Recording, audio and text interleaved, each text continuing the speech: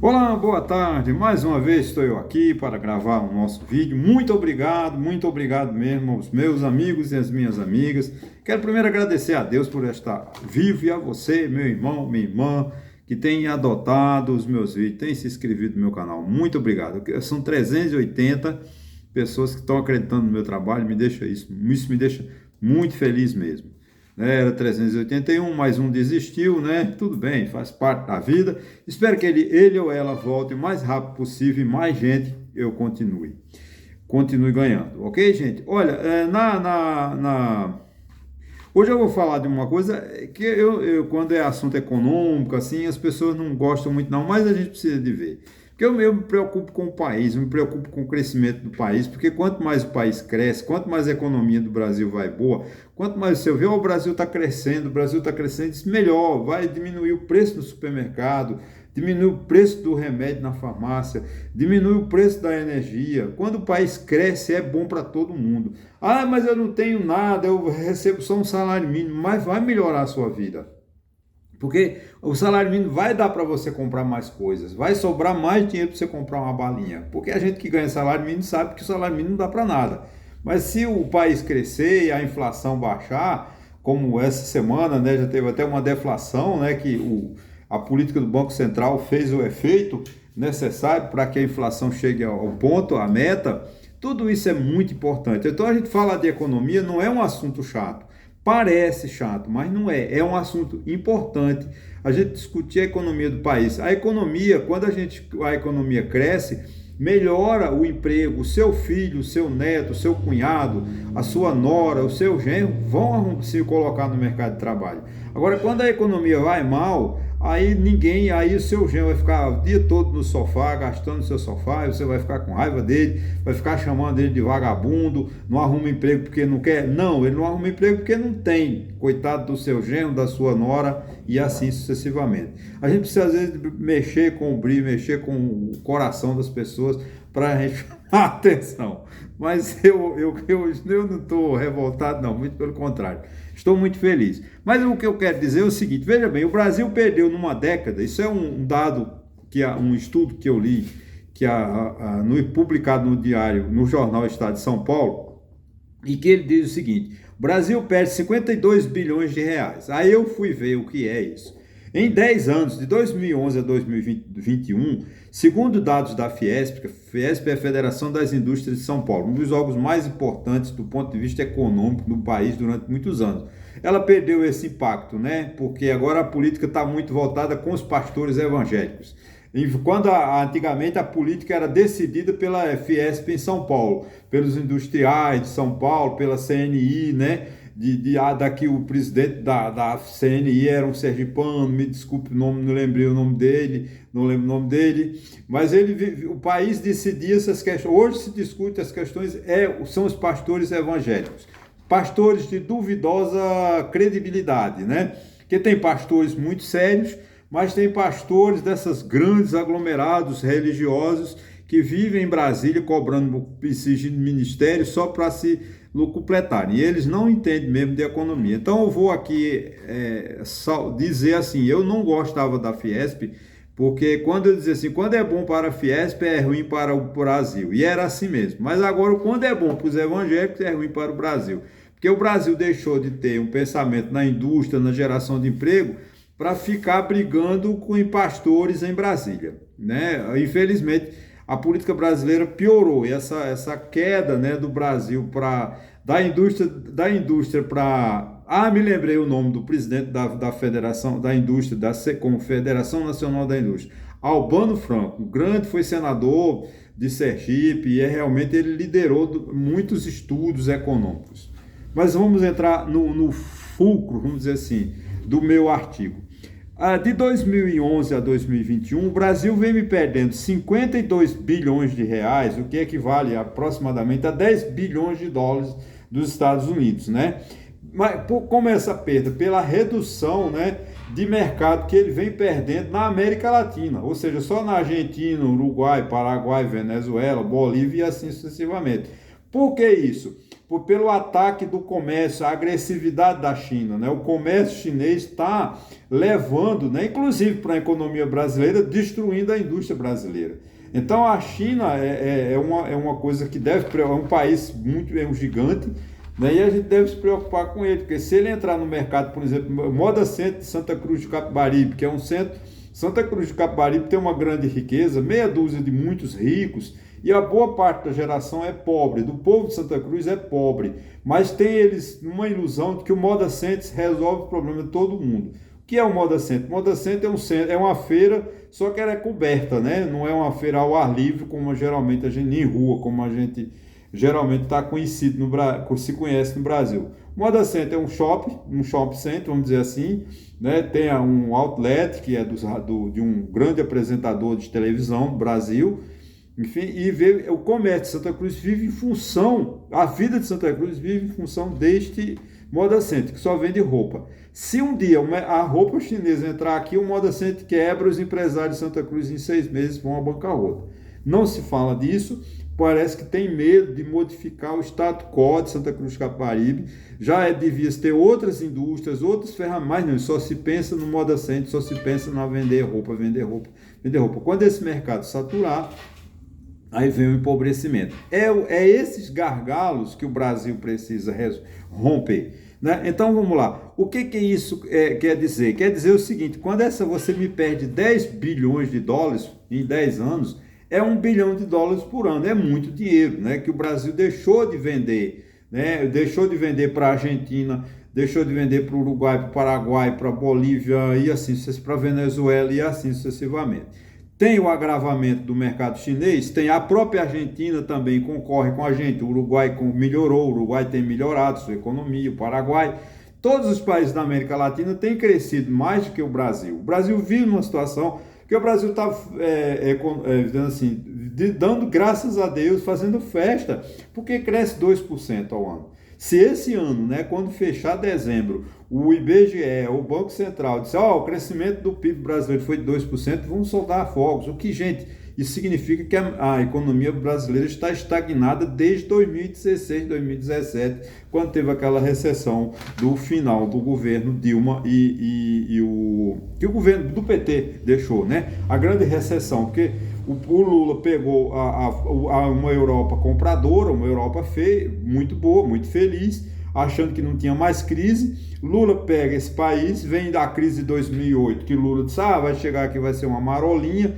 Não foi, porque 2016, 2014, 2015, 2016, nós tivemos uma das maiores recessões, né, dentro do governo Dilma, que o governo Dilma cometeu uma série de erros, né, abaixou demais a conta de luz, emprestou dinheiro para as pessoas comprarem equipamentos elétricos, né, enfim, e depois tomou emprestado para pagar essa conta das distribuidoras de energia. Então o caos que foi o governo Dilma, que não é aqui, não estou aqui fazendo qualquer apologia ao desastre ou acerto de Bolsonaro ou de Lula, não, eu quero dizer que essa é uma realidade. O Brasil perde muito, né? Então o Brasil não está crescendo. Então crescer 2% ao ano é muito pouco. Então o que acontece? Por que o Brasil está crescendo pouco? Por causa desses gargalos, né? O que o Brasil deixou de exportar, né, nesses 10 anos para Argentina, Uruguai e Paraguai? Matérias-primas boas, como o Brasil deixou de exportar máquinas, equipamentos, produtos químicos, plásticos, aço e alumínio. Quer dizer, produto que você industrializa. O Brasil precisa de sair de exportar soja, de exportar café, de exportar carne, porque isso não é industrialização, é monocultura. O Brasil tem sistema, o setor terciário, o setor primário, tudo tem que funcionar de forma adequada. Isso é o que? Política de governo. O que está errado é que nossos governantes deixaram de governar o Brasil. Ficam discutindo bobagem, troca de ministério. Você vê Lula, o governo Lula atual está com 7 meses de governo, já tem que fazer uma reforma ministerial, hoje, como eles chamam de mini-reforma. Mas é para quê? Para atender a grupos, tira uma ministra do turismo aqui, dá outro carguinho para ela, você sai do Ministério do Turismo, vai ser minha vice-presidente, minha vice-representante no Senado ou na Câmara, para entrar um outro do Centrão, para entrar, quer dizer, porque o Brasil está deixando de trabalhar a política, o governo deixa de trabalhar para ficar manipulando politicamente os ministérios, trocando de ministério para poder governar. E enquanto isso, a gente tem uma perda de US$ 1 bilhão por ano, que a gente perdeu um mercado importante, como é o mercado de Argentina, Uruguai e Paraguai, que é do nosso lado. É um caminhão entra na Argentina, um caminhão entra no Paraguai, um caminhão entra na Bolívia, um caminhão entra na Venezuela e entrega essa mercadoria. Mas não, a gente perdeu, por quê? Qual é a alegação dessa perda de mercado? A Fiesp, né, como falei no início, a Fiesp aponta que o Brasil precisa avançar no que eles chamam da cooperação técnica, porque tem muitas exigências para você exportar, é muita burocracia. Você não deixa o produto da Argentina entrar aqui, a Argentina não deixa o produto do Brasil entrar lá, a mesma coisa com o Paraguai. Então a gente precisa de cooperar com os países, viver de forma harmônica com o Brasil, Chile, Brasil, Argentina, Brasil, Paraguai, Brasil, Uruguai, Brasil, Venezuela, melhorar isso, essas barreiras sanitárias, né, que são barreiras sanitárias, dificulta a entrada de gado, dificulta a entrada de vacina, porque concorre com o mercado internacional. Não deixa a carne argentina entrar no Brasil, porque senão a carne brasileira vai ser desvalorizada. Não deixa o sapato do Brasil entrar na Argentina, porque senão o sapato da Argentina vai ser desvalorizado. Gente, a gente não pode viver mais disso. Nós temos que viver de harmonia. Então, para que as perdas do nosso país, né, seja menor, a gente não pode dar um país pobre como o Brasil, pobre no sentido literal mesmo, no sentido lato sensu da palavra. Nossa pobreza é grande demais.